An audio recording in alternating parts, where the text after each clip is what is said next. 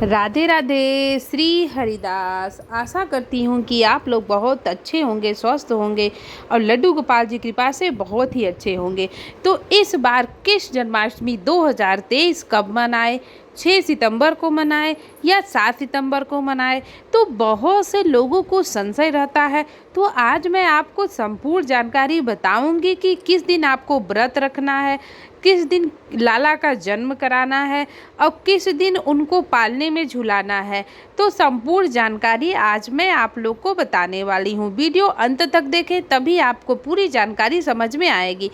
तो अक्सर मैंने देखा है कि आप लोग जानते भी होंगे कि कोई भी त्यौहार 2 बार पड़ता है। मतलब 2 बार का मतलब ये है कि 2 डेट पड़ता है। एक होता है या 6 को या 7 को या 8 को। तो ऐसे में हम बहुत संशय में रहते हैं कि हम किस दिन किसी भी व्रत का को किस दिन रखें।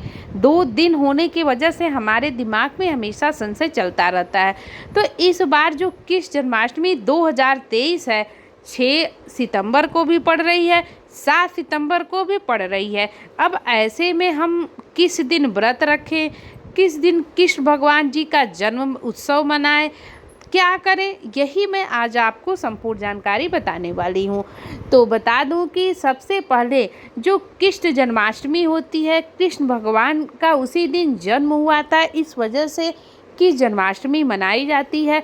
और इस बार जो कृष्ण जन्माष्टमी है वो 7 सितंबर को पड़ रही है, यानी कि 6 सितंबर को भी है, 7 सितंबर को भी है। अब दोनों दिन क्या क्या करना है अभी मैं आपको बताने वाली हूँ।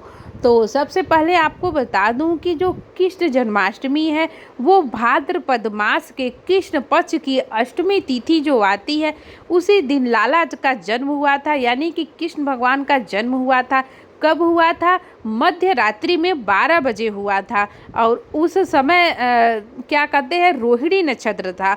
तो इस वजह से हम कृष्ण जन्माष्टमी उस दिन मनाते हैं। तो इस बार 5250 वर्ष बीत गया है, मतलब यानी कि 5250वां जन्मदिन है जो हम अपने लाला का मनाएंगे।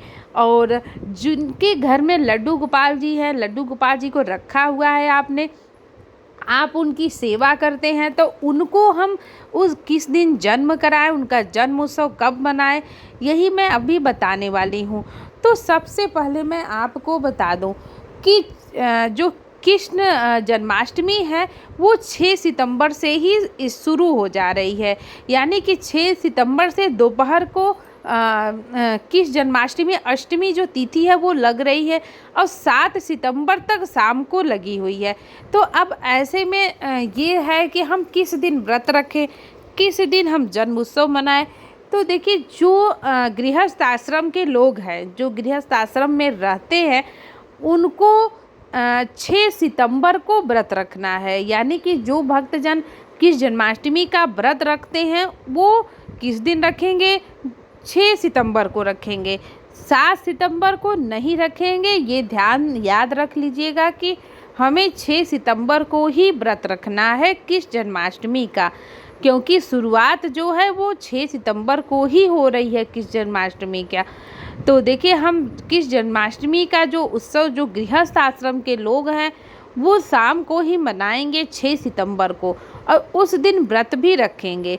लेकिन जो वैष्णव संप्रदाय के लोग हैं, जो जैसे कि वृंदावन में 7 सितंबर को कृष्ण जन्माष्टमी मनाई जाएगी।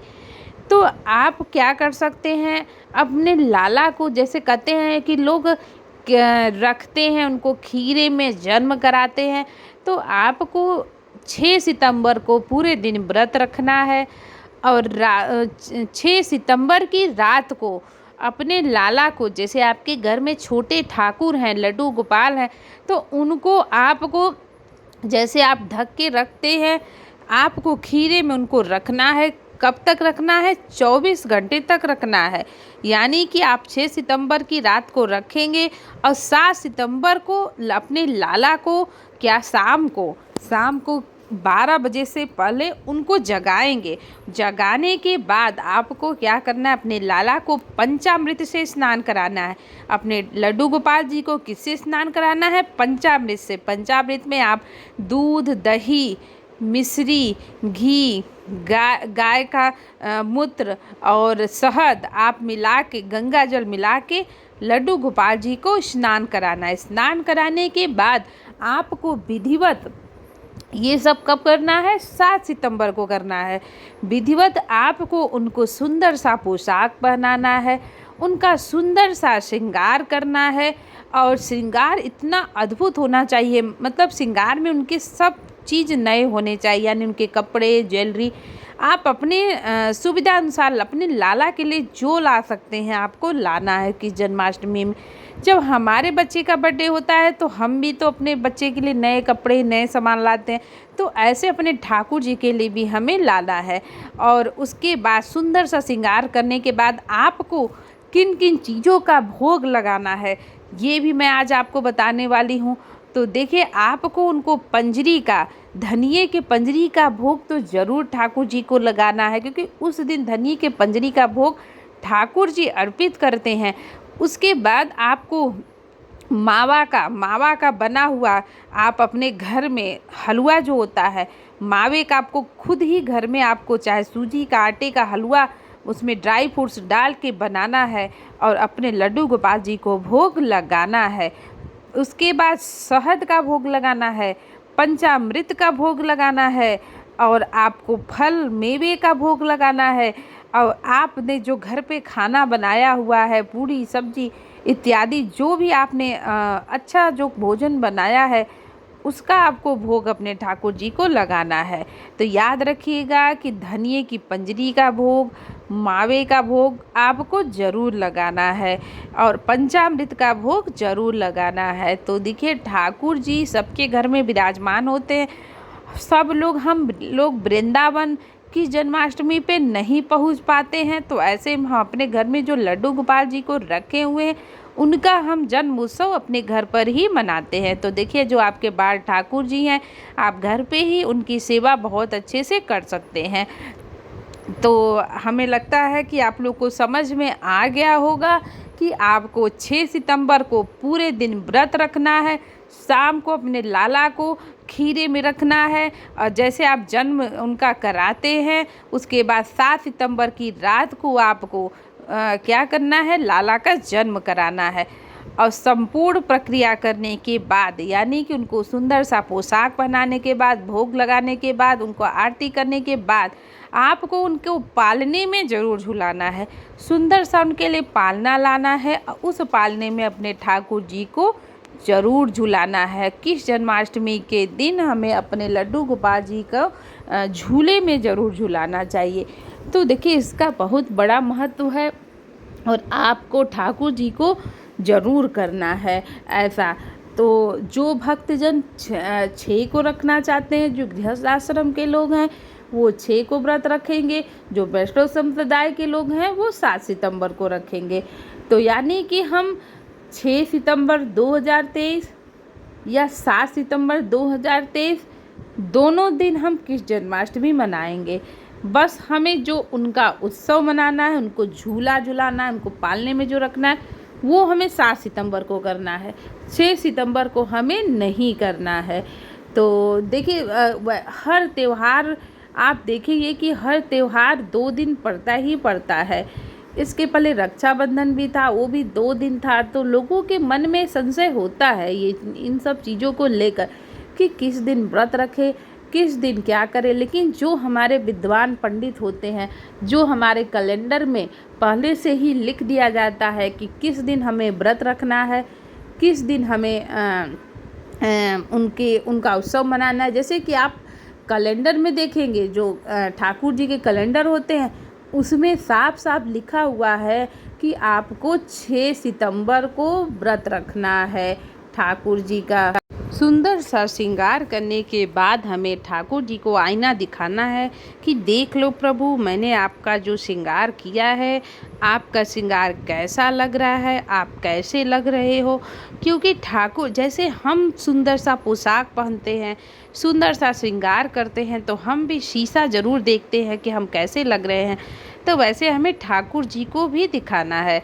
उसके बाद आपको अपनी राधा रानी आपने घर में रखा हुआ है, तो आपको राधा रानी को इत्र सेवा देनी है, अपने ठाकुर जी को इत्र सेवा देनी है। देखिए, इत्र सेवा देना बहुत ज़रूरी है, क्योंकि हम भी तो परफ्यूम कहीं जाते हैं परफ्यूम लगाते हैं, तो ऐसे ही हमारे ठाकुर जी भी सज धज के बहुत ही सुंदर लगते हैं, तो उनको भी इत्र सेवा ज़रूर दिया जाता है। मंदिरों में तो आपने देखा है कि इत्र सेवा बहुत होता है, और इत्र सेवा लोग हाँ, जो डेहरी होती है उस पर, चाहे बांके बिहारी का मंदिर हो गया, चाहे और भी मंदिर, तो वहाँ पे इत्र सेवा ज़रूर किया जाता है। ठाकुर जी को आपको भोग लगाना है, तरह तरह का आपको भोग लगाना है अपनी सुविधा अनुसार, आपके घर में जो भी है। तो आप लोग भी किस जन्माष्टमी बहुत हर्षोल्लास से मनाइए। जो भी व्यक्ति कहते हैं कि कृष्ण जन्माष्टमी का व्रत रखता है उसको पुत्र की प्राप्ति होती है, और जिनको पुत्र हो गया है उनका पुत्र हमेशा तरक्की के रास्ते पर जाता है, हमेशा उनका जो बालक होता है बुद्धिमान होता है, और कृष्ण भगवान की जो कृपा दृष्टि है उसके उस बालक के ऊपर हमेशा बनी रहती है, और हमेशा कृष्ण भगवान उसकी रक्षा करते हैं। तो जो भी माताएं बहनें कृष्ण जन्माष्टमी का व्रत रखती हैं उनके लिए बहुत ही फलदायी है, क्योंकि उनके जो पुत्र हैं लड्डू गोपाल तो हैं ही, लेकिन उनके साथ साथ जो उनके अन्य पुत्र हैं उनकी भी जो रक्षा होती है। तो जो भी आप कृष्ण जन्माष्टमी का व्रत जरूर रखें। 6 सितंबर को हमें जो गृहस्थ आश्रम में लोग रहते हैं उनको 6 सितंबर को कृष्ण जन्माष्टमी का व्रत रखना है, और 7 सितंबर को हमें अपने लड्डू गोपाल जी को क्या कहते हैं जन्म उत्सव करना है, उनको झूला झुलाना है, सुंदर सा उनको पोशाक पहनाना है, और ठाकुर जी की बहुत ही सुंदर सी क्या कहते हैं कि श्रृंगार करना है, अद्भुत श्रृंगार करना है कि हमारे लाला जी देखने में बहुत ही प्यारे लगे। तो वीडियो कैसा लगा, जानकारी कैसी लगी, हमें ज़रूर बताइएगा और हमसे ज़रूर जुड़े रहिएगा। राधे राधे। श्री हरिदास, श्री कुंज बिहारी।